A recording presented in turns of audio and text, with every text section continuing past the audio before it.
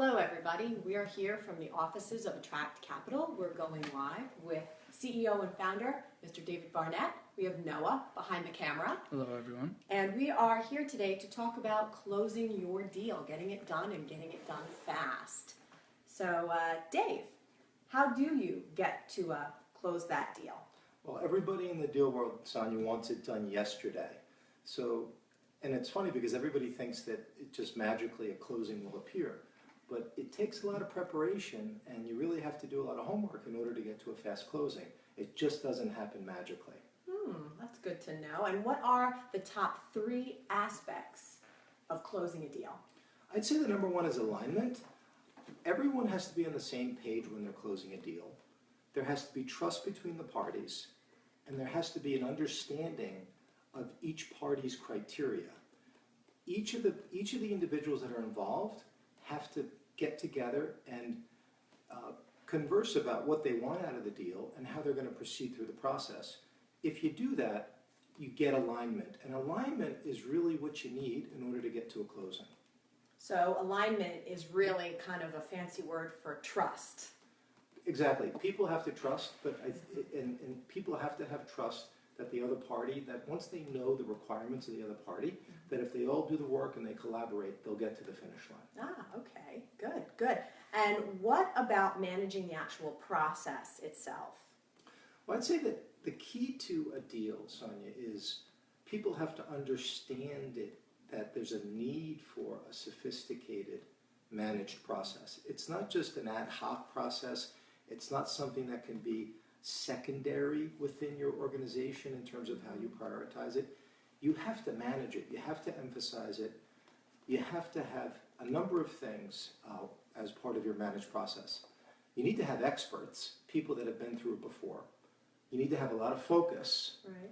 You need to bring speed to the process because the longer it goes, the more deal fatigue sets in.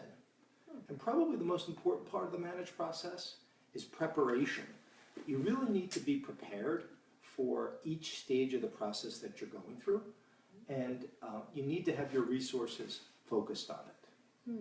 Okay, so what about deal stability and fatigue? Like, can you tie that in a little bit more? What is exactly deal fatigue? Sure. Deal fatigue is a common syndrome that afflicts most transactions that go on too long. And I think it results from, in the middle market, and we've worked on a lot of middle market deals, what you find is that there's a bit of a misconception on the part of the deal participants as to what the actual exercise, the underlying exercise of the deal is.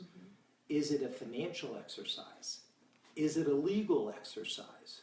Is it an emotional, psychological exercise? Or is it a combination of the 3? I would argue that it's a combination of the 3, and deal fatigue or deal instability creeps in when the people involved don't appreciate the importance of the financial, the legal, and the emotional, psychological. You really need to take assessment of where you are in each step as it relates to those 3 criteria. And that falls into deal stability. That Correct. creates... It all comes under, if you've locked in on the financial, the legal, and the emotional, you've got deal stability. Okay, very good. Let's talk about the emotion. You tapped on emotionality and how that comes into the deal process. Explain that. Well, emotion is a undeniable part of business, and a lot of people don't give it enough credit on the deal side because people get comfortable. People will screen based on information, but they gain comfort based on emotion. So when you're going through a deal process, you really need to be, you're operating at 2 levels. You're giving people the information that they need so that they can see that it's something that will fit, it's something that they want to buy, it's something that they want to lend to. But at the end of the day, their conviction, their passion, their comfort with that opportunity to want to put a lot of money on the table and to close is 100% related to their emotional comfortability. They need to be comfortable with the people. They need to be comfortable with the motivations. And back to one of the first words you used, Sonia, trust. They need to trust that the people that are around the table are good people and that they feel like they're getting themselves into a good situation. Yeah, that makes a lot of sense. I think trust is really important in a lot of business deals. And what about when deals go bad and they fall through? What are some of the underlying factors then for that?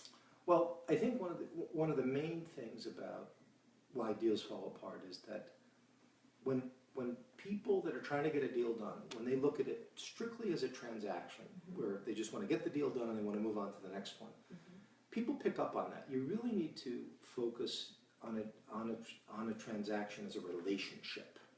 Okay, people want to do deals that are based on relationships. People don't want to do just transactions. So it's a matter of changing the context. So if people feel that they're building a long-term relationship where there's something in it beyond just the initial closing, they're more apt to fund. They're more apt to buy. So it's all about building relationships. And one of the keys to building relationships is communication. You need to have strong, steady communication where you're telling the party on the other side of the table, you're telling them all the good news because that's what people do when they want to close a deal. But you're also telling them the not so good news because you want to gain their trust. We're back to trust. So truth. The truth. You want to tell them the truth because life isn't all about things on the upswing. There's some down parts as well. People want to know that you're going to be pretty consistently fair with them in what you're divulging. But to your question about why deals don't get to the finish line, let me come back to that.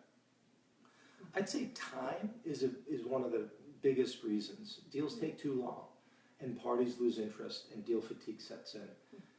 And after a while, people are just like, there's a certain enthusiasm level that people have when they find a deal, and they want to move on it quickly, and they want to make it happen. And when it doesn't happen quickly enough, sort of that there's a half-life to that enthusiasm that they have, and it just kind of dissipates. So time is a big one. The other big one is there can be a lack of trust because there's information that gets withheld from one of the other parties. So they find something out as you're going through the transaction that isn't great, and they felt that it should have been disclosed on the front end. And that's a big one because that can really torpedo a deal pretty quickly. Yeah. So it's not disclosing the full picture to the other party. Another common one is that sellers just have remorse. I mean, sellers just they might initially commit to wanting to get a deal done, wanting to sell their company, or somebody may want to bring in a loan, but they get remorse and they get cold feet. And the longer it goes on, the more they get cold feet. So it kind of underscores the importance for the speed of this whole process. I'd say probably the biggest one that I've seen over the past couple of years is that numbers are just going in the wrong direction, or companies don't focus enough on elevating their financials before they get involved in the process. So during the due diligence, during the financial side or the legal side, the numbers will fall apart, which means that either the business starts downtrending or the due diligence firm will find something that is unexplained, doesn't make a whole lot of sense, and they start thinking in a whole different direction. So I'd say it comes down to that. It comes down to seller's remorse, buyer's remorse. It comes down to a lack of speed. It comes down to not disclosing material items. And it also comes down to the numbers going in the wrong direction. Yeah. So as a recap for our viewers today, and they want to close that deal, and they want to close that deal fast, the top 3 elements are deal alignment. Deal alignment is the #1 element on the Attract Capital top 3 list. Great. Number 2 is managed process for the deal. Managed process is number 2 because you need to really focus. It's an important project with various sub-steps to it, and you've got to manage the whole process and see the whole panorama of activity.